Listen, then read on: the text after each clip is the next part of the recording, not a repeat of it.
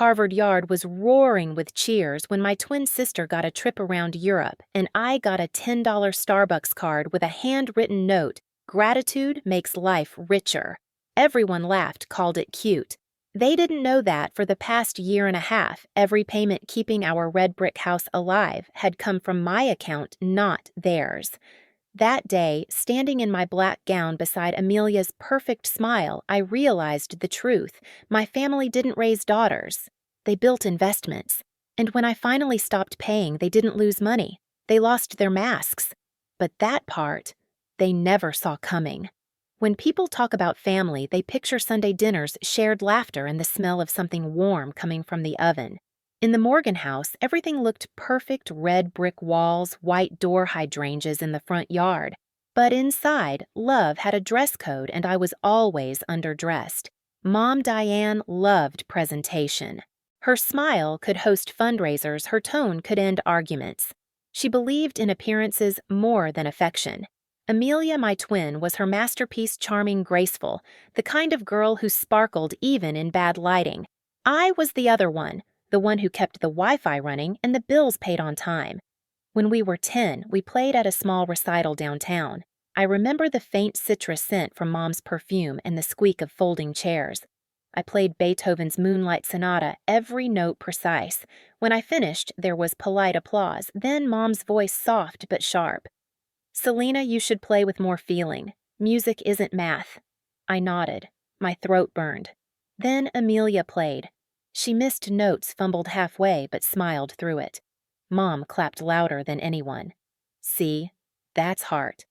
That day I learned something crucial in our family: mistakes wrapped in charm were art. Effort wrapped in silence was invisible. Years passed. I became the family technician, accountant, and fixer. When Dad's email got hacked, I reset it. When Mom couldn't log into her Apple ID, I handled it. When Amelia's resume formatting broke, I fixed it too. And when the mortgage notice came, interest rates rising, panic creeping into Dad's voice, I opened my laptop and quietly took care of it. Each month, a payment left my account with the note: Morgan household, Selena contribution. I didn't tell them. Maybe I wanted to believe love could grow quietly like a seed planted in the dark. But in that house, only what glittered ever got sunlight. At night, I coded for Meatview Labs, the glow of my screen spilling across dorm walls. While Amelia posted photos from rooftop parties, I built interfaces for medical AI, something real, something that worked. The first time I saw the numbers in my bank account jump past 5 digits, I didn't celebrate. I just stared at the screen thinking, maybe now they'll see me. They never did. So when Mom handed Amelia that Europe trip and handed me that gift card, it wasn't new. It was just the prettiest version of what had always been true. But something in me shifted that day, not loudly, not dramatically. It was quiet, like a door clicking shut. Graduation dinner was supposed to feel like an ending and a beginning. Instead, it felt like a verdict. The dining room glowed under the chandelier. The cake said, "Congratulations, Amelia and Selena," but her name was written twice the size. Mom's voice carried over the clinking of silverware. "Amelia will need to pack soon. Paris first, then Venice. She's always had such vision." Dad raised his glass. "Both my daughters are brilliant, but Amelia, she just has that spark of leadership." The table laughed. I smiled, cutting a slice of cake I didn't taste. When Mom turned to me, her tone softened into that patronizing sweetness she called wisdom. "Selena, dear, you should learn to be happy with less. Gratitude makes life richer." I nodded, though inside something cracked so quietly it almost sounded like relief. Later that night, while Amelia posted pictures of her cake, I sat in my childhood room, lit by the blue glow of my laptop. I opened the banking app out of habit. The list of payments appeared, each one marked Morgan household, Selena contribution, 18 months, $3,200 every month. The thought hit like cold water. They'd never even wondered. They believed in miracles, interest rates dropping, the bank being kind, anything but the truth that I'd been holding that roof up. The next morning, I stopped the automatic transfer. It felt small, final. 2 weeks later, Dad called. "The bank says the payment didn't go through." "Did something happen?" "Yes," I said quietly. "I stopped paying." Silence. Then his voice sharpened. Selena, you can't just walk away. We're family. You have an obligation to help. I did help, I said. For a year and a half. Mom's voice joined in, trembling with disbelief. Don't be dramatic. You're lucky to have what you do. Don't let success make you arrogant. I almost laughed. I'm not arrogant, Mom. I'm tired. They didn't understand. Maybe they never would. That night, I packed. No yelling, no tears, just the steady sound of zippers and folded fabric. The moonlight fell across the diploma still on my desk. Harvard embossed in gold letters, proof of everything I'd built alone. When I left, the red brick house stood behind me like a museum of memories I never chose to keep. I drove across the Longfellow Bridge, the city lights spilling over the Charles River, and for the first time, I didn't feel guilty. I wasn't escaping my family. I was escaping the version of myself they needed me to be quiet, useful, invisible. And I had no idea that by the time they realized what I'd stopped giving, it would already be too late. The first sign came on a Tuesday morning, a bank alert blinking across my phone. Request to add new backup payment method. For a second, I thought it was a glitch. Then I saw the name Michael Morgan, my father. He hadn't called to ask. He'd simply tried to reconnect my account to their mortgage as if my money still belonged to the family by default. I sat very still, coffee cooling beside my laptop. Then I called the bank. The representative's voice was soft, almost apologetic. We just need to confirm, did you authorize this request? No, I said. Freeze the account. Log the activity. I want a record of every change. Calm came back to me, like muscle memory. I wrote down the case number, date, and time. Then I opened my laptop and created a new folder evidence. Inside it, I started gathering everything: payment confirmations, bank emails, call logs. I wasn't emotional. I was precise. Every file was a weapon polished in silence. 2 days later, I drove to Newton. The house looked the same, roses-trimmed porch light glowing, but the air inside was different, heavier. Mom sat on the couch, eyes red. Dad stood by the window, jaw tight. Amelia leaned against the wall, arms crossed like a spectator. Dad spoke first. We need to talk. You know what happens if the bank forecloses. I met his eyes. Then maybe you'll finally understand what it costs to live on someone else's dime. His tone hardened. Don't talk to me like that. This is family. And I'm part of it, I said quietly, but not your bank. Mom's voice broke through, desperate. Selena, please.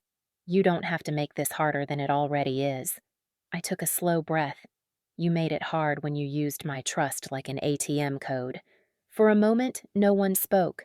The old clock ticked on the wall. Amelia finally muttered, You're overreacting. You could have just talked to them. I turned toward her, calm but sharp. You mean like when you got a Europe trip and I got a $10 lecture on gratitude? Her smile faltered. I looked around the living room, the family photos, the router I'd installed, the framed Together We're Stronger. Quote Mom loved. Every object felt like a quiet reminder of the lie we all lived in. I'm done funding that illusion, I said softly. If you want control, take it. Just don't use my name to do it. Then I walked out, closing the door behind me. No yelling followed this time. Just silence, the kind that burns more than words.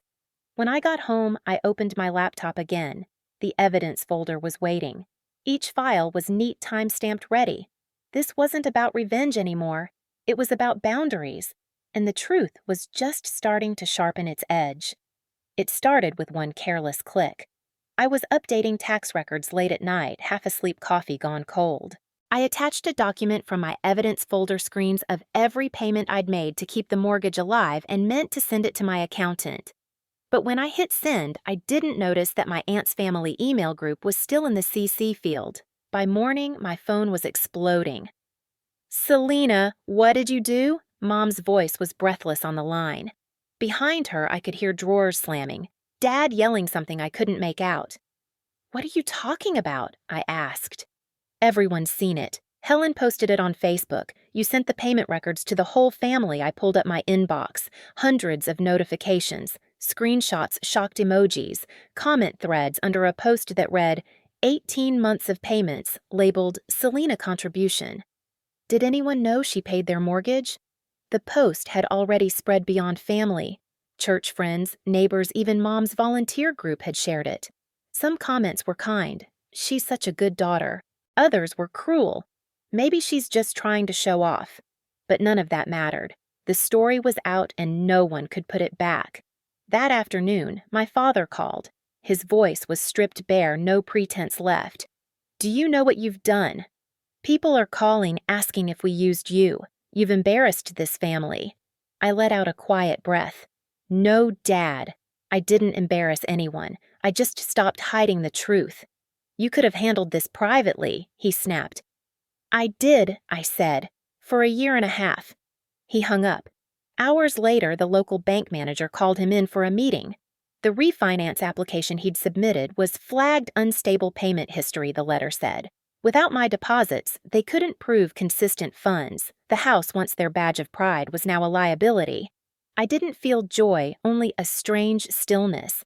Justice doesn't always roar. Sometimes it just quietly rearranges the balance sheet. Within weeks, the Newton house was listed for sale. Neighbors whispered. Aunt Helen apologized to me privately, saying she didn't mean for things to spread that far. But it was too late. The Morgans' perfect image had cracked like porcelain dropped on tile. I kept working. At Meatview Labs, my projects expanded. Colleagues started asking about my design approach, quiet precision they called it. The phrase stuck. It became my compass. When an investor from the Harvard iLab reached out about a fellowship program, I hesitated before saying yes. Returning there felt strange, like walking into a place that once made me invisible, only now the light was on me. At the presentation, I spoke about user-focused design in healthcare technology, how empathy and structure can save lives. The lead judge shook my hand. "This," he said, "is what impact looks like." That sentence did more for me than every praise I never got from home. Within months, I founded NovaMind Health Design. I rented a tiny office near Kendall Square, brick walls, second-hand desks, sunlight spilling through tall windows. On the wall, I taped a white sheet of paper with black marker words. "We design clarity for those who save lives." The first contract came from Meatview itself. Then another from a cancer detection startup. Every invoice paid felt like reclaiming a piece of myself. And yet, late at night, I'd still check my phone sometimes, half expecting another message from Mom. It came sooner than I thought. Amelia texted first. "Mom's sick. Dad's depressed. They're losing the house. You did this." I read it twice before replying. "No, Amelia. They did." 2 days later, she showed up at my office. Same perfect hair, same designer coat, but her eyes looked hollow. She stood among the potted plants and prototype sketches, scanning the space like it contradicted everything she believed about me. "Mom can't sleep," she said softly. "Dad's falling apart." "If you'd just helped like before," I interrupted. "Like before when I paid quietly and they called it luck." Her lips trembled. "You've changed." "I had to," I said. "You only loved me when I was useful." For a second, she looked like she wanted to argue, but no words came. She turned and left her perfume fading down the hall. That evening, I drove past the old neighborhood. The red brick house stood dark, a for sale sign planted in the lawn. Through the window, I saw boxes stacked where laughter used to echo. I parked for a minute, hands on the steering wheel, watching the light from the street lamps paint gold stripes across the windshield. My chest didn't ache. I felt calm, like I'd been holding my breath for years and finally exhaled. The next day, the local paper ran a small-piece family home foreclosed amid mortgage dispute. I didn't read it twice. Weeks later, while preparing slides for a conference, I received an unexpected call from Mom. Her voice was small, cracked at the edges. "Selena, I just wanted to say I'm sorry." Those words had lived in my head for years, but I never thought I'd hear them out loud. "I know what I did," she whispered. "I treated you like a wallet, not a daughter. And now I see what that cost." I sat in silence, letting her speak. For once, she didn't fill the space with excuses. Finally, I said, "I forgive you, Mom. But forgiveness doesn't mean going back." She started to cry softly. "I just wanted you to know I mean it." "I know," I said. "And that's enough." When the call ended, I turned off my phone and stared out the window. The city was glittering in winter light, the Charles River silver under the sky. They had lost the house that defined them, but I had built something that couldn't be foreclosed, my boundaries, my peace. Justice hadn't come with sirens or revenge speeches. It came in the quiet, the kind of quiet where truth finally breathes. I ran into Mom by accident one late winter afternoon. The Whole Foods in Cambridge was warm and bright against the cold outside, the air smelling of oranges and fresh bread. I was reaching for a bundle of bok choy when I heard it, her voice, trembling, fragile. Selena. I turned. She looked smaller than I remembered her coat, too big, hair streaked with silver. For a moment we just stared. Then she stepped closer, eyes glassy. I don't want to make excuses. I just want to say I'm sorry. Her voice cracked. I thought I was teaching you gratitude. I was teaching you how to disappear. I should have protected you, not the image of our family. I gripped the cart handle, feeling the cold metal against my palm. I already forgave you, Mom, I said quietly, but I'm not coming back. She nodded, tears sliding down her cheeks. I don't want you to. I just needed you to know I see it now. The store music shifted to Moon River. The same melody from our childhood recital, only softer, slower. For a moment, time folded. I wasn't angry anymore, just tired and free. When she reached out, I didn't pull away. I gave her hand a small squeeze. I hope you find peace, I whispered. She turned, walking toward the checkout. The gray coat hung heavy on her shoulders. I watched until she disappeared down the aisle. Outside, the air was sharp and clean. The city lights shimmered on wet pavement, and I realized forgiveness wasn't a doorback, it was a bridge forward. That night, I stood by my apartment window, a cup of tea warming my hands. Boston glittered beyond the glass, steady, alive, unbothered. On the wall above my desk hung two things, the framed $10 gift card from graduation and the certificate bearing Novamind Health Design. The card used to sting. Now it reminded me how far I'd come. I smiled, whispering to myself, gratitude doesn't mean bowing your head. It means knowing when to lift it. If you've ever walked away from people who loved what you gave but not who you were, know this, you're not alone. Share your story in the comments and hit subscribe. Because silence deserves a voice, and tonight mine finally has one.